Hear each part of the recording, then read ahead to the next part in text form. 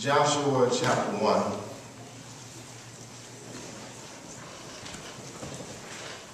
I'm not going to be before you long this morning.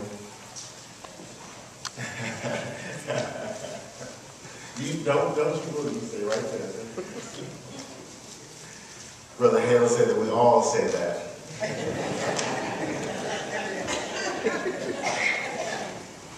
I promise I won't. Joshua chapter 1.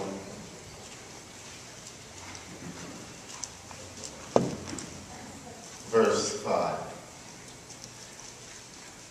No one shall be able to stand against you all the days of your life.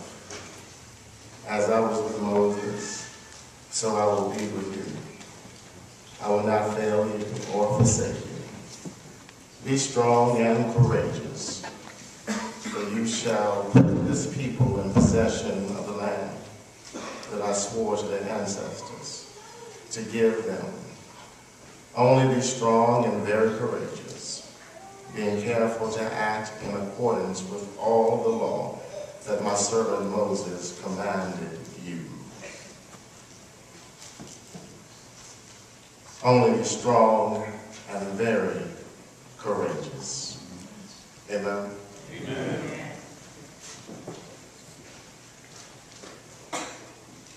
For a subject today, we would like to think upon new beginnings.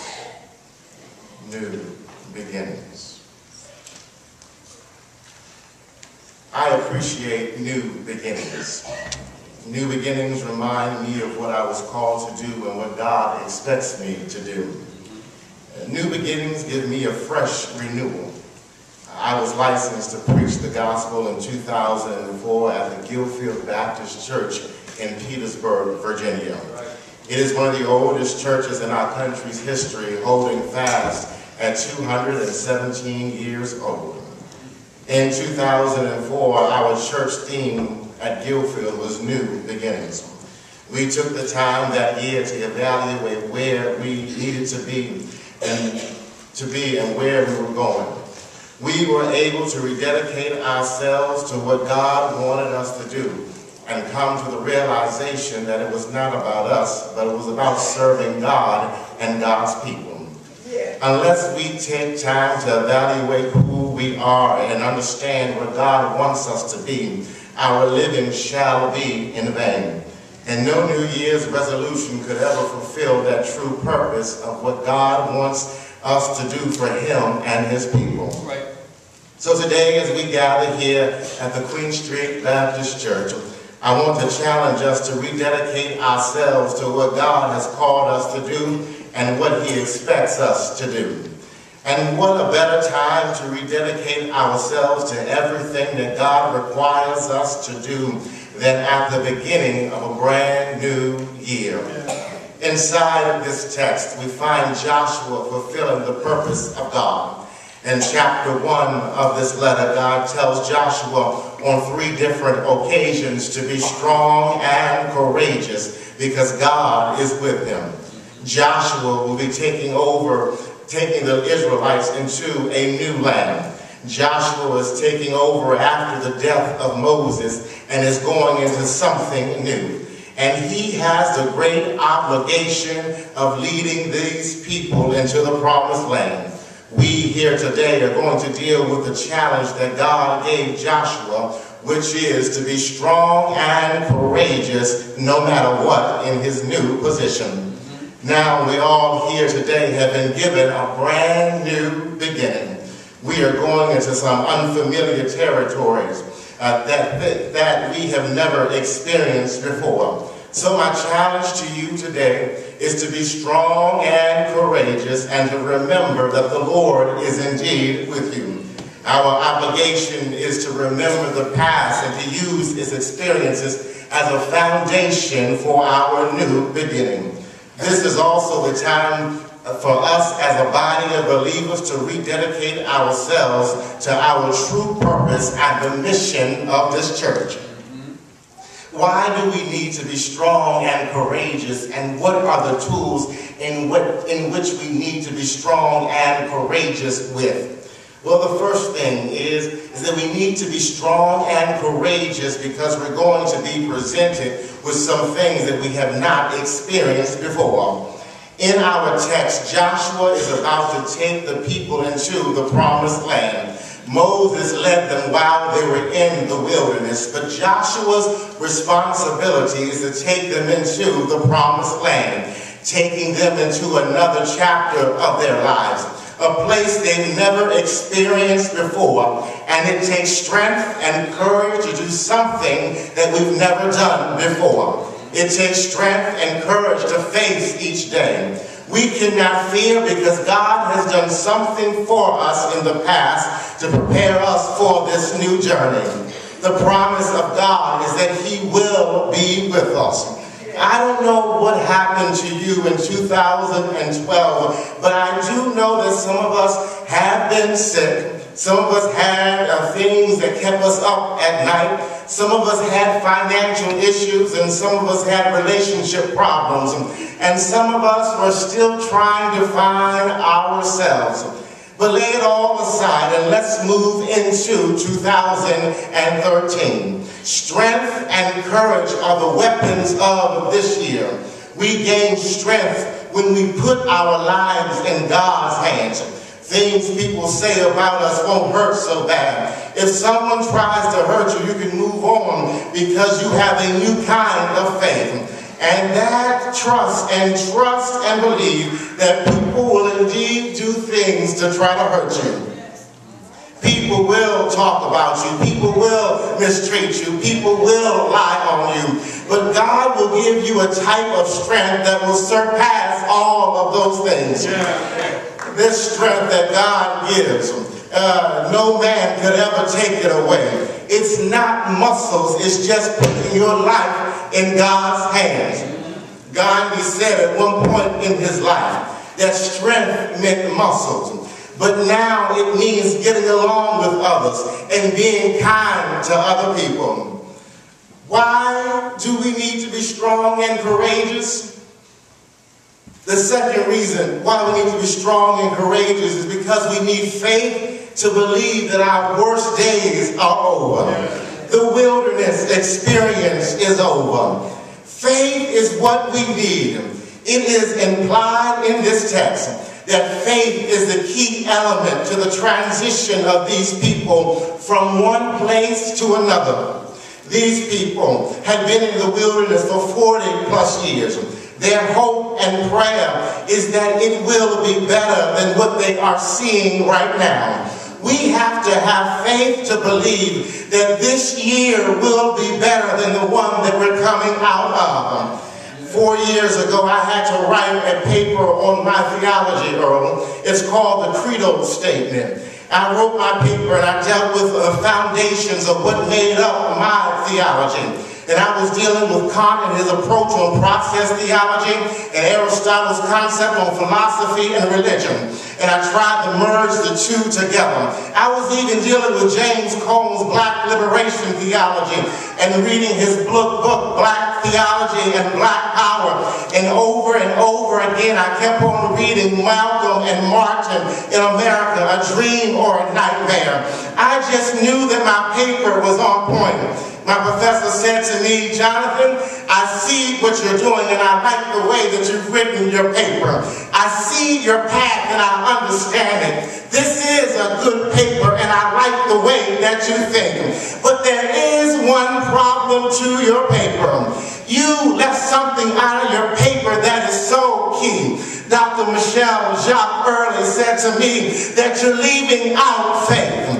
She said that theology can only go but so far, and everything else depends on faith. She said to me that your faith is the substance of things hoped for and the evidence of things not seen. She went on to say that it is impossible to please God without faith.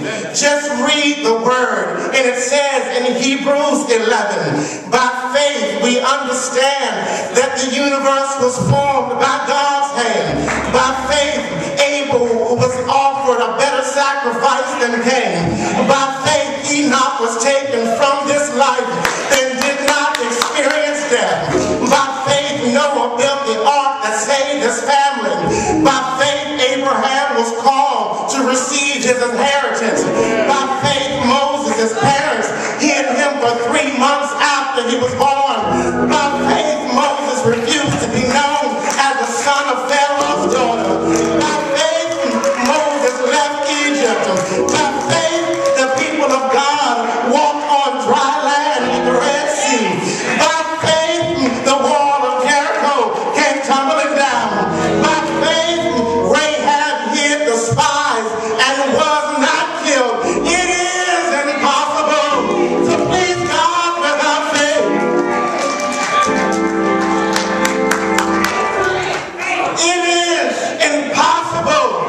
to please God without faith. I would also challenge you here today, don't forget about your faith. Don't go through this year without it. Hold on to your faith story. You can't make it without faith. These people in our text had been in the wilderness for a long time. This is a new land, and this land has to be better than what they are seeing at this very moment. We must have faith, Queen Street, that there is a bright side somewhere.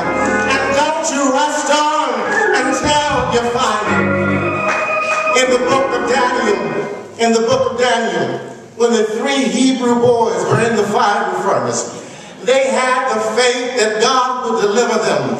But this was the key. The key was this, that if he did not bring them out of their condition, they knew that he was able to bring them out. And sometimes our situations don't change in our lives, but God changes us in the midst of our situation. Keep your faith, and faith will indeed see you through. Faith will indeed see you through. Now finally, we must understand that we have to be strong and courageous, and that our true strength lies in the hands of God. And we must keep the faith in knowing that faith will indeed see us through. Now I believe that if we stay faithful to these things, that God will indeed see us through. But finally, we need to praise God for everything that God has done, is doing, and will do in our lives. Praise is what we must do. And however you praise God, then you just do it. God has done some great things for all of us here today. So for the rest of this year, and since we're at the beginning of this brand new year, just praise God for everything that God has done, is doing, and will do in our lives. For somebody, a financial breakthrough is on its way. For somebody else, a relationship is about to be mended. Just praise God. For somebody else, you're about to receive your degree. Just praise God. My Aunt Gabe Meekins used to sit on the first pew at my home church, the Lebanon Baptist Church, and she would just rock from side to side and just say, God, I thank you for your amazing grace. I thank you for always being God and being God all by yourself. Her brother June was sat on the other side of her and just waved his hands and said, God, I thank you and I praise your holy and righteous name. For indeed, God, you are indeed a good God, and you are worthy to be praised. However you praise God, just give God all the praise, glory, and honor. For the Lord is my light and my salvation. Whom shall I fear?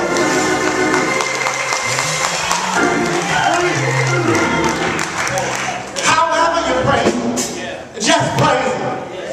The story is told when Nelson Mandela became president of South Africa. There was this grand banquet going on in a luxurious banquet hall there in South Africa. The heads of every state were there. It was a grand affair. The news reporters were outside of the banquet hall, and they were waiting to interview the people as they came out. But as they were waiting, the native people started coming out of the jungle, and they started surrounding the banquet hall, and they started jumping and dancing and praising God for everything that God has done in their lives. Well, they were praising and jumping and shouting and worshiping God. Sam Donaldson was reporting that night, and he could not understand what was going on. He said, why are they outside just jumping and dancing and chanting like this at such a dignified time as Nelson Mandela came out, Sam Donaldson tried to interview him. But when Nelson saw his people dancing and jumping and shouting and praising God, Nelson joined them and started dancing and jumping and praising God. Desmond Tutu came out and Sam Donaldson asked him, what are they doing and why are they doing this at such a dignified time as this? And Desmond Tutu said that this is the dance of the Toi Toi.